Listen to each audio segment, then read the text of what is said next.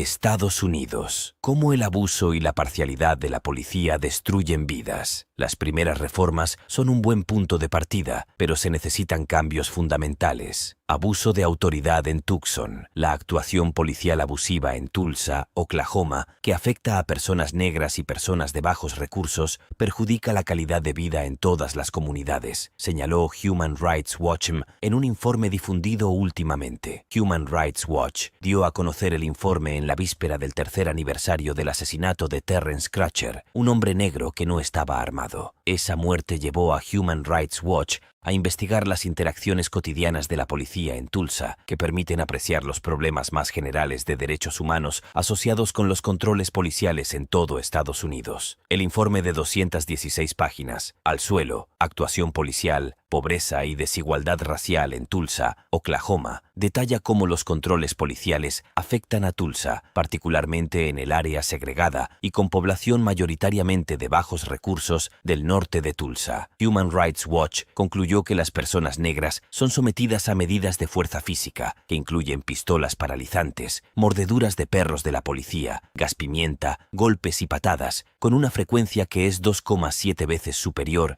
a la que se observa para la población blanca. En algunos vecindarios con poblaciones más numerosas de personas negras y personas de bajos recursos, la frecuencia de las interceptaciones policiales fue más de 10 veces mayor que en otros sectores donde la población era predominantemente blanca y con mayores recursos económicos. Las detenciones y citaciones tienen como consecuencia una abrumadora acumulación de tasas, multas y costas judiciales, a menudo por delitos de muy baja gravedad, que hacen que las personas de bajos recursos queden atrapadas en un ciclo de endeudamiento y nuevas detenciones por no poder pagar. Las personas negras y las personas de bajos recursos en Tulsa son blanco de una actuación policial abusiva e intimidatoria, señaló John Raffling, investigador senior sobre Estados Unidos de Human Rights Watch y autor del informe. El asesinato de Terrence Crutcher, al igual que tantos casos resonantes en que personas negras mueren a manos de la policía en todo el país, ha contribuido a poner de manifiesto las tácticas a menudo discriminatorias y brutales que las autoridades de seguridad pública utilizan cotidianamente, y la necesidad de implementar reformas fundamentales. Desde 2015 hasta 2018, 3.943 personas fueron atacadas con armas de fuego y murieron a manos de policías en Estados Unidos, según los registros del Washington Post sobre muertes provocadas por policías. Casi una cuarta parte de las personas asesinadas eran negras, aunque los negros representan solamente el 13,4% de la población general. Human Rights Watch entrevistó a 132 personas, incluidas 57 que, en forma directa o a través de un familiar, habían sido afectadas por accionar policial abusivo en Tulsa, como así también funcionarios electos, policías y comandantes policiales, organizadores comunitarios, líderes eclesiásticos, proveedores de servicios sociales, investigadores, académicos y otros representantes de la comunidad. Human Rights Watch también analizó datos proporcionados por la ciudad, su departamento de policía y los tribunales sobre casos de interceptaciones, usos de la fuerza letales y no letales, denuncias, detenciones, citaciones y tasas, multas y costas judiciales. Personas negras que residen en Tulsa describieron a encuentros violentos con la policía. En un caso, policías esposaron a Ira Wilkins fuera de su automóvil cuando se quedó dormido en el asiento del conductor en un predio de estacionamiento. Los oficiales le torcieron las muñecas detrás de la espalda, lo acusaron de resistirse a la autoridad y luego lo arrojaron al suelo y le rociaron gas pimienta en los ojos. Diversas personas negras que residen en Tulsa señalaron que se producen detenciones de tránsito abusivas y enérgicas y se imponen multas por presuntas violaciones de gravedad relativamente baja. Sandra Rousseau manifestó que su hijo era frecuentemente interceptado, cacheado, controlado para determinar si existían órdenes de detención en su contra e incluso fotografiado por policías de Tulsa cuando salía con amigos. Un policía de Tulsa refirió haber respondido a una llamada en la cual un grupo de otros oficiales habían detenido sin justificación a un hombre negro que caminaba por la acera para averiguar quién era. El policía señala que este tipo de interceptaciones son frecuentes. Isabella Shadrack manifestó que fue interceptada y que se le ordenó que saliera del auto a punta de pistola, mientras su hija de 7 años observaba la situación aterrada desde el asiento trasero del vehículo. Los oficiales dijeron dijeron que estaban investigando el robo de un automóvil, aunque nadie había denunciado que este auto hubiera sido robado. Julian Givens señaló haber sido detenido por no frenar ante una señal de detención. Los policías le ordenaron que se sentara en el cordón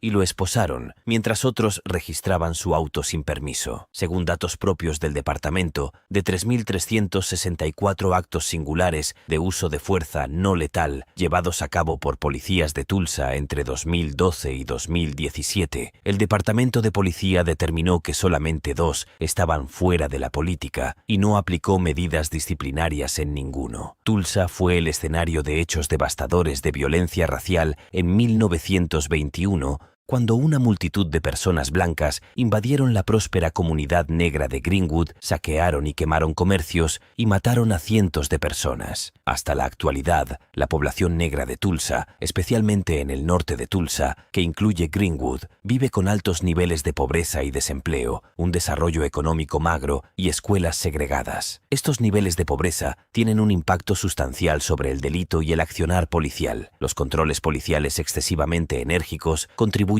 a aumentar esta pobreza. El alto índice de deudas judiciales de personas de bajos recursos de Tulsa es, al mismo tiempo, el resultado y un factor agravante en los elevados índices de pobreza de la comunidad. Los tribunales imponen una gran cantidad de tasas, multas y costas judiciales a las personas arrestadas y citadas por la policía, muchas de las cuales se utilizan para financiar el propio sistema judicial. Las personas pobres no pueden pagar y entonces los tribunales dictan órdenes judiciales por falta de pago. Luego, la policía intercepta, registra y detiene a las personas sujetas a estas órdenes judiciales. La detención conforme a estas órdenes judiciales hace que acumulen nuevas deudas. Las detenciones por parte de la policía de Tulsa por falta de pago de costas judiciales son una de las principales razones por las cuales las personas son ingresadas en la cárcel de condado. Líderes comunitarios de Tulsa han implementado medidas de presión para impulsar cambios. Los funcionarios de la ciudad han reconocido que estas disparidades existen y han tomado conocimiento de las quejas por prácticas abusivas en los controles policiales. El alcalde G.T. Bynum ha iniciado un proceso de reforma. No obstante, hasta el momento, las reformas no han creado mecanismos adecuados de supervisión y rendición de cuentas, y raramente imponen cambios significativos en las prácticas policiales. La ciudad debe tomar decisiones claves acerca de la intensidad que tendrán sus esfuerzos por introducir reformas, señaló Human Rights Watch. Es necesario introducir cambios en la manera de llevar adelante la actuación policial, como así también contar con un órgano de supervisión independiente con autoridad real. Es de fundamental importancia que los gobiernos federal, de los estados y municipal favorezcan el desarrollo económico en las áreas empobrecidas. También deben mejorar la disponibilidad de servicios como viviendas asequibles y atención médica y apoyo para la salud mental que aborden algunas de las causas fundamentales de la criminalidad en lugar de hacer que la policía sea la respuesta automática a tantos problemas de la sociedad. Una verdadera reforma requiere cambios fundamentales en la función que desempeña la policía en la comunidad y en el modo en que las comunidades acceden a la seguridad pública, señaló Raffling. Las tácticas de intervención policial abusivas, especialmente cuando tienen un efecto discriminatorio, no ayudarán a que nadie esté más seguro. Abusos de los agentes fronterizos. En 2017, un agente de la patrulla fronteriza de Estados Unidos golpeó con la rodilla a una mujer en la zona inferior de la pelvis, provocándole hematomas y dolores varios días después, según la declaración que ésta presentó ante el funcionario público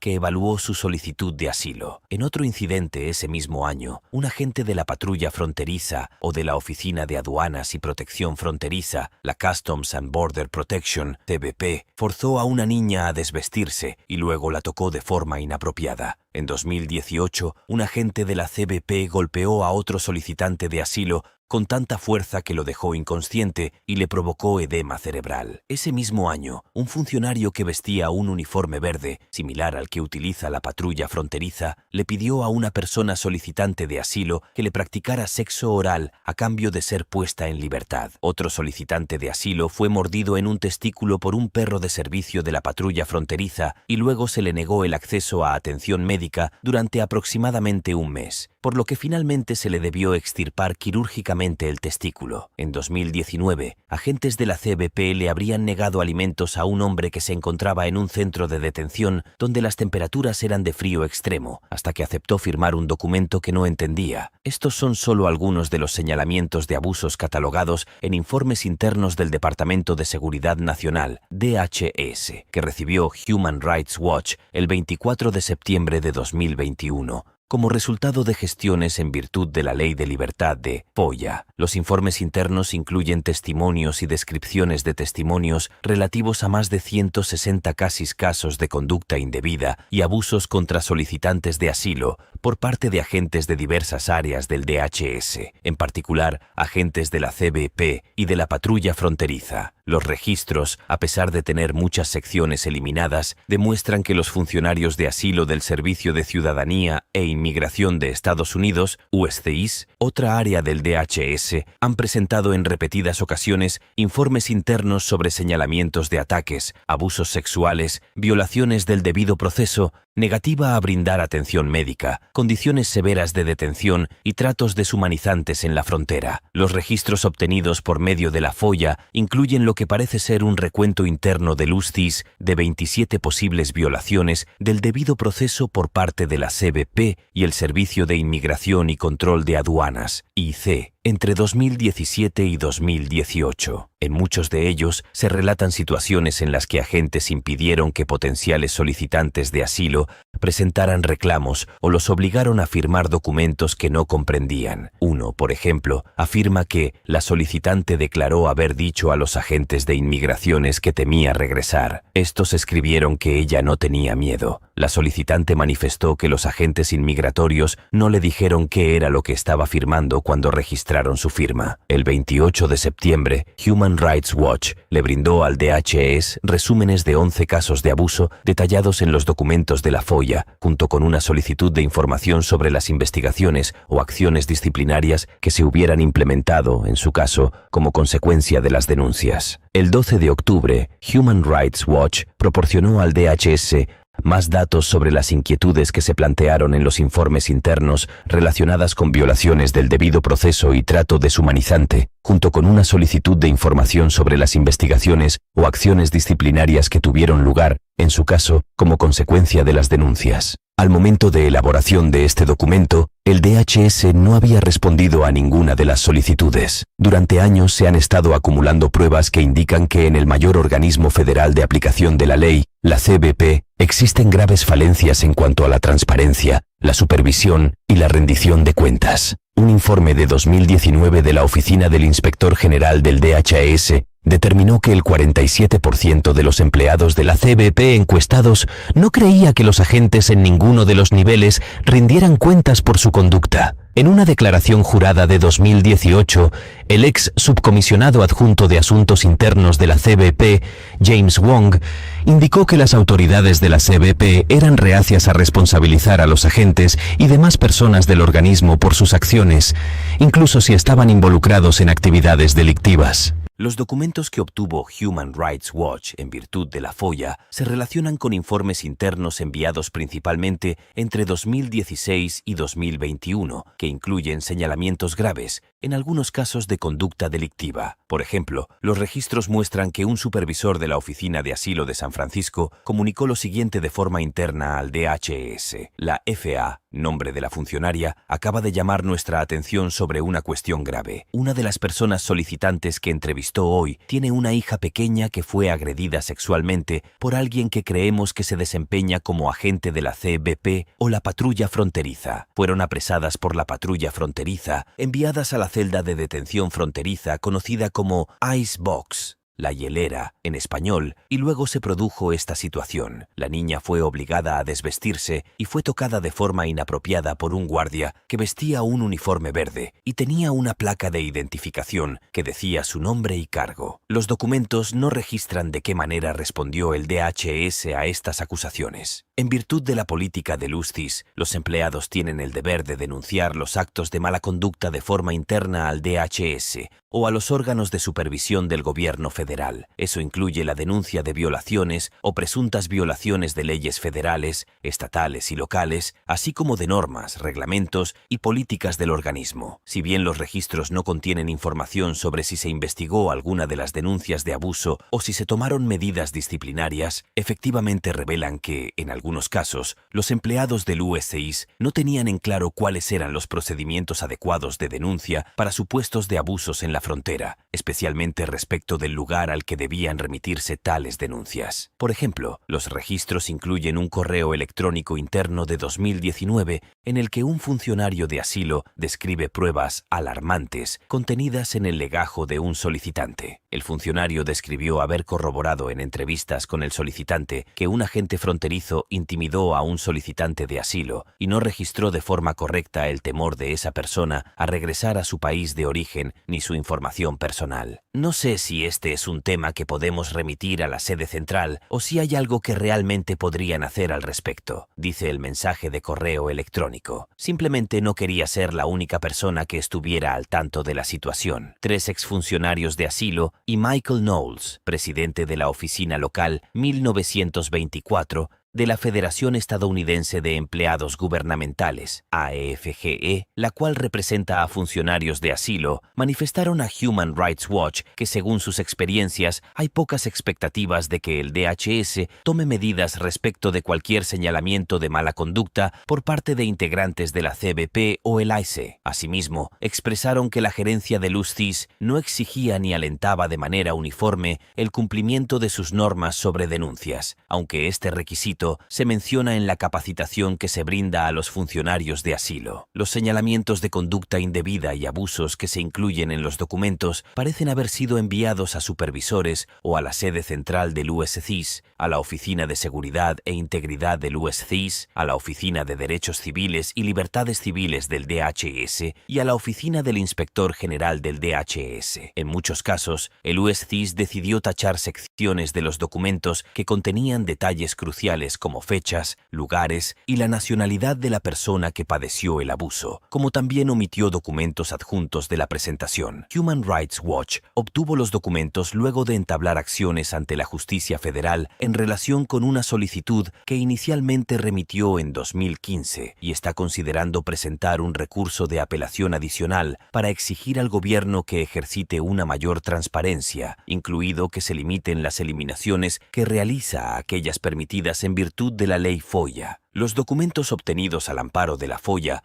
sugieren que el DHS es un organismo que parece haber normalizado la existencia de abusos gravísimos en la frontera de Estados Unidos. Estados Unidos debe tomar medidas urgentes y sostenidas para que cesen esos abusos, transformando la forma de recepción de migrantes en la frontera y las prácticas de rendición de cuentas del DHS, lo cual incluye garantizar una reparación para los migrantes y solicitantes de asilo que han sufrido daños. Esto debería incluir investigaciones por parte del Congreso y otros organismos federales, revisiones por parte del DHS de sus prácticas de rendición de cuentas y disciplina, y la implementación de políticas más robustas de supervisión y transparencia. Persecuciones vehiculares letales por troopers de Texas. Las persecuciones peligrosas contra vehículos en los que se cree que viajaban migrantes en el marco del programa Operación Lone Star del gobierno de Texas provocaron incidentes en los que fallecieron al menos 74 personas y como mínimo otras 189 resultaron heridas en un periodo de 29 meses, señaló Human Rights Watch en un informe publicado hoy. Los hallazgos indican que la tasa mensual de fatalidades es al menos un 45% más alta que la informada previamente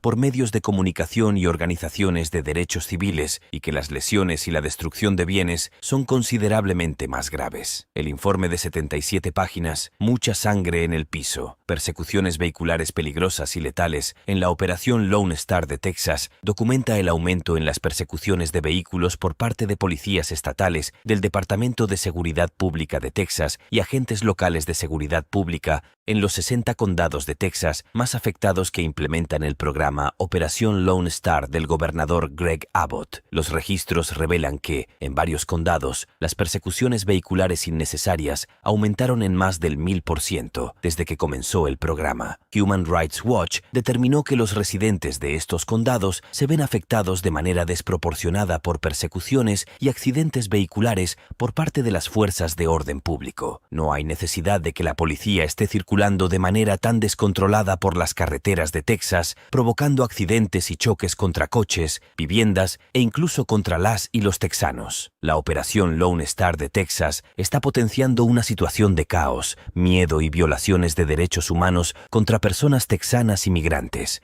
en lo que podría ser una forma cínica de conseguir logros políticos, pero que sin duda no es una forma responsable de conducir un gobierno. Human Rights Watch analizó datos del Departamento de Seguridad Pública de Texas obtenidos a través de solicitudes de registros estatales desde marzo de 2021, cuando comenzó la Operación Lone Star, hasta julio de 2023. Del total de más de 5.200 persecuciones de vehículos documentadas en las cuales policías estatales del Departamento de Seguridad Pública de Texas participaron en los 254 condados de Texas durante ese periodo, casi 3.600, o más las 2/3 partes, ocurrieron en los 60 condados de la Operación Lone Star, que incluyen al 13% de la población del estado. Ha tenido periodos de abuso de autoridad por los entes policiales. La justicia ahora está tratando de fijar límites al accionar, pero las autoridades piensan que va a llevar algunos años hacer limpieza y reorganizar la fuerza en distintos estados.